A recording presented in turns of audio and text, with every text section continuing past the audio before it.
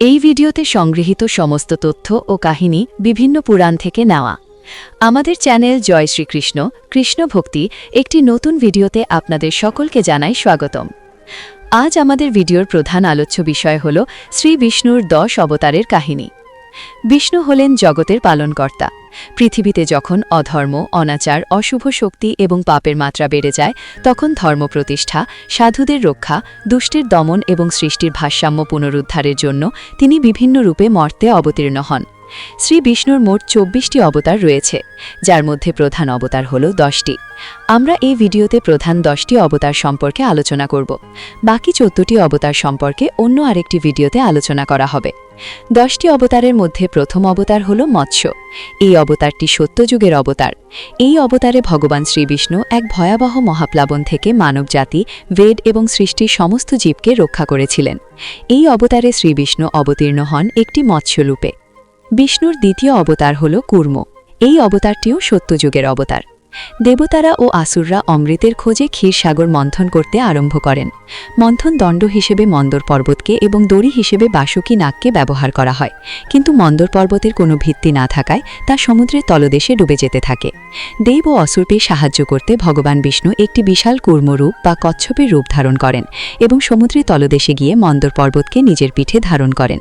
কূর্মের পিঠে ভর করে মন্থন চলতে থাকে, যার ফলে সমুদ্র থেকে অমৃতের কলসসহ নানা রত্ন উঠে আসে। বিষ্ণুর তৃতীয় অবতার বরাহ। এটিও সত্যযুগের অবতার। হিরণ্যাক্ষ নামের এক আসুর ব্রহ্মার বরে বলিয়ান হয়ে দেবকুলকে পরাজিত করেন এবং পৃথিবীকে অর্থাৎ ভূমিদেবীকে এক মহাজাগতিক সাগর বা গর্ভোধক সাগরে লুকিয়ে রাখেন। তখন পৃথিবীকে উদ্ধারের জন্য ব্রহ্মা বিষ্ণুকে স্মরণ করেন। তখন বিষ্ণু ব্রহ্মার নাসারন্ধ্র থেকে ক্ষুদ্র আকারে বেরিয়ে পড়ে এক বিশাল ও শক্তিশালী বরাহ বা বন্য শূকরের রূপ ধারণ করেন। তারপর বরাহ রূপে বিষ্ণু পাতালপুরীতে প্রবেশ করেন এবং হিরণ্যাক্ষের সাথে তুমুল যুদ্ধ হয়। এই যুদ্ধ চলেছিল 1000 বছর ধরে। দীর্ঘ যুদ্ধের পর বরাহরূপী বিষ্ণু হিরণ্যাক্ষকে বধ করেন। যুদ্ধের পর বরাহরূপী ভগবান বিষ্ণু তার দাঁতের ওপর পৃথিবীকে তুলে ধরে জলের ওপর স্থাপন করেন এবং ভূমিদেবীকে পুনর্প্রতিষ্ঠা করেন। বিষ্ণুর চতুর্থ অবতার নৃসিংহ। এটিও সত্যযুগের অবতার। হিরণ্যাক্ষ ব্রহ্মার থেকে এক অদ্ভুত বর পেয়েছিলেন, মানুষ বা পশু দ্বারা ঘরে বা বাইরে, দিনে বা রাতে, মাটিতে বা আকাশে এবং কোনো অস্ত্রের দ্বারা তিনি মারা যাবেন না। তিনি ছিলেন খুবই বিষ্ণুবিদ্বেষী। যখন তিনি জানতে পারলেন তারই পুত্র প্রহ্লাদ শ্রী বিষ্ণুর পরম ভক্ত, তখন তিনি তা সহ্য করতে না পেরে প্রহ্লাদকে বিভিন্নভাবে হত্যা করার চেষ্টা করলেন।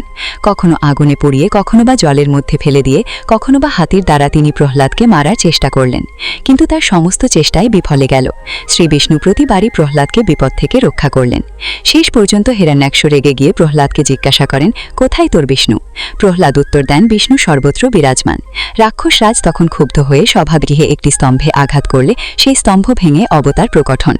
বিষ্ণুর সেই রূপ ছিল ভীষণ ভয়ঙ্কর। তিনি অর্ধ মনুষ্য এবং অর্ধ সিংহের রূপে আবির্ভূত হন।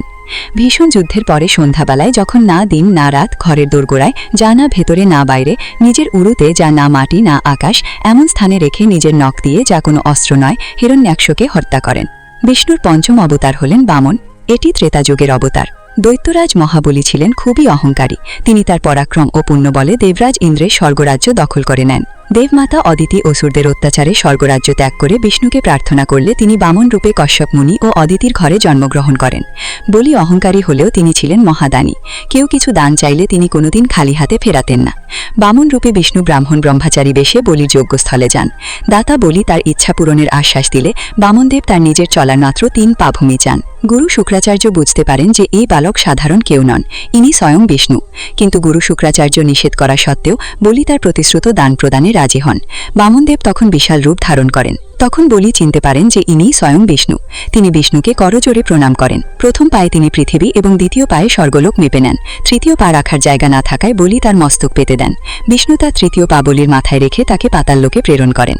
বলির ভক্তি ও দানে প্রসন্ন হয়ে বিষ্ণু তাকে পাতাল শাসনের দায়িত্ব দেন এবং বলেন বলি রাজাদের মধ্যে শ্রেষ্ঠ থাকবেন। বিষ্ণুর ষষ্ঠ অবতার পরশুরাম। ইনিও ত্রেতাযুগের অবতার। তিনি ছিলেন ঋষি যমদাগ্নি ও রেণুকার পুত্র। জন্মের সময় তার নাম ছিল রাম। পরে তিনি শিবের কাছ থেকে পরশু অর্থাৎ কুঠার লাভ করেন এবং তিনি সবসময় সেই কুঠার ধারণ করতেন, তাই তিনি পরশুরাম নামে পরিচিত হন। ঋষি যমদাগ্নিকে কার্তিবীর্য অর্জুন নামের এক অত্যাচারী রাজা হত্যা করেন। পিতার মৃত্যুর প্রতিশোধ নিতে পরশুরাম প্রতিজ্ঞা করেন যে পৃথিবী থেকে এই অত্যাচারী ক্ষত্রিয়দের বিনাশ করবেন। তিনি মোট 21 বার পৃথিবীকে অন্যায়কারী ক্ষত্রিয়দের হাত থেকে মুক্ত করেন। পরশুরাম চিরঞ্জীবী বা অমর। কলিযুগের শেষে তিনি ভগবান বিষ্ণুর শেষ অবতার কালকিকে দিব্য অস্ত্র প্রদান করবেন। বিষ্ণুর সপ্তম অবতার হলেন রাম। ইনিও ত্রেতা যুগের অবতার। অযোধ্যার রাজা দশরথ এবং রানী কৌশল্যার পুত্র রূপে তিনি জন্মগ্রহণ করেন। দশরথ ছিলেন সূর্যবংশের রাজা। রাজা দশরথ তার জ্যেষ্ঠ পুত্র রামকে অযোধ্যার রাজা করতে চেয়েছিলেন, কিন্তু কইকেয়ী ষড়যন্ত্রে রামের পরিবর্তে তার পুত্র ভরতের সিংহাসন এবং রামের 14 বছরের বনবাসের আদেশ হয়। পিতার কথা রাখতে রাম বনবাসে যান। সাথে যান স্ত্রী সীতা ও ভাই লক্ষণ। বনবাসকালে লঙ্কার রাক্ষস রাজা রাবণ সীতা দেবীকে হরণ করেন। সীতাকে উদ্ধারের জন্য রাম বানর সেনার সাহায্য নিয়ে সমুদ্রের ওপর সেতু নির্মাণ করেন এবং লঙ্কায় গিয়ে রাবণকে বধ করেন। রাবণ বধ করার পরে তিনি অযোধ্যায় ফিরে রাজা হন। তার 2 পুত্র হল লব এবং কুশ। শেষে তিনি সরস্বতী নদীতে সমাধি নিয়ে বৈকুণ্ঠে ফিরে যান। আর এইভাবেই তার অবতার জীবনের অবসান ঘটে এবং তার দেহত্যাগের পরে ত্রেতা যুগের অবসান ঘটে এবং দ্বাপর যুগের সূচনা হয়। বিষ্ণুর অষ্টম অবতার শ্রীকৃষ্ণ। তিনি হলেন দ্বাপর যুগের একমাত্র অবতার। কৃষ্ণ ছিলেন শ্রী বিষ্ণুর পূর্ণ অবতার, অর্থাৎ শ্রী বিষ্ণুর সমস্ত ঐশ্বরিক ক্ষমতায় শ্রীকৃষ্ণের মধ্যে ছিল, অর্থাৎ শ্রী বিষ্ণু স্বয়ং শ্রীকৃষ্ণ রূপে ধরণীতে এসেছিলেন। তার মূল উদ্দেশ্য ছিল অত্যাচারী রাজা কংস সহ দুষ্টের দমন, ধরণীর ভার হরণ এবং ধর্ম ও প্রেমের বার্তা প্রচার করা। মাথুরার অত্যাচারী রাজা কংস তার বোন দেবকীর অষ্টম গর্ভের সন্তান দ্বারা মৃত্যুর ভবিষ্যৎবাণী শুনে দেবকী ও বাসুদেবকে বন্দী করেন। কৃষ্ণের জন্মের পর বাসুদেব কৃষ্ণকে গোকুলে নন্দরাজা ও যশোদার কাছে রেখে আসেন। কৃষ্ণ যেহেতু ছিলেন পূর্ণ অবতার, তাই তিনি ছোটবেলা থেকেই নানান অসুরকে বধ করেন, যেমন পুতনাবধ, কালীয় নাগ দমন।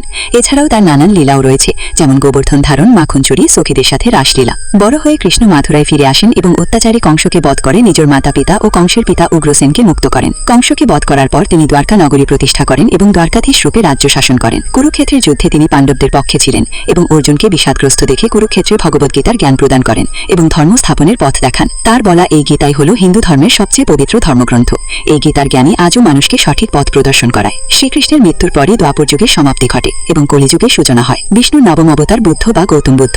তিনি ছিলেন কলিযুগের অবতার। তিনি কলিযুগে অহিংসা ও করুণার বাণী প্রচারের জন্য মর্তে আবির্ভূত হয়েছিলেন। তিনি শাক্য বংশের রাজা শুদ্ধোধন ও রানী মহামায়ার ঘরে জন্মগ্রহণ করেন। জাগতিক দুঃখ ও জরা দেখে ব্যথিত হয়ে তিনি জ্ঞান ও মুক্তি সন্ধানে রাজপ্রসাদ ত্যাগ করেন। কঠোর তপস্যার পর তিনি বোধি বৃক্ষের নিচে মধ্যম পন্থা খুঁজে পান। তিনি অহিংসা, প্রেম ও শান্তির বাণী প্রচার করেন। বিষ্ণুর দশম অবতার কালকি। এটি বিষ্ণুর অন্তিম অবতার। এই অবতার এখনও আবির্ভূত হননি। বিষ্ণু পুরাণ ও কালকি পুরাণ অনুসারে তিনি কলিযুগের শেষে সম্বল গ্রামে বিষ্ণুযশ নামক এক ব্রাহ্মণ এবং তার স্ত্রী সুমতির ঘরে জন্মগ্রহণ করবেন। কলিযুগের শেষে যখন মানুষ ন্যায়, নীতি ও ধর্ম ভুলে পাপে মগ্ন হবে, তখন ধর্মরক্ষা এবং পৃথিবী থেকে কলুষতা দূর করতে তিনি আবির্ভূত হবেন। তিনি হবেন একজন পরম যোদ্ধা। তার হাতে থাকবে একটি জ্বলন্ত তরবারি এবং তিনি একটি দ্রুতগামী সাদা ঘোড়ায় চড়ে আসবেন, যার নাম দেবদত্ত। তিনি সেই তরবারি দিয়ে অশুভ শক্তিকে ধ্বংস করবেন। তিনি সমস্ত পাপী মানুষদের মস্তক ছিন্ন করে তাদের হত্যা করবেন। কালকি অবতারের আগমনের মাধ্যমে কলিযুগের অবসান হবে এবং মানবজাতি আবার সত্য, সততা ও ধার্মিকতা যুগ অর্থাৎ সত্য যুগে প্রবেশ করবে।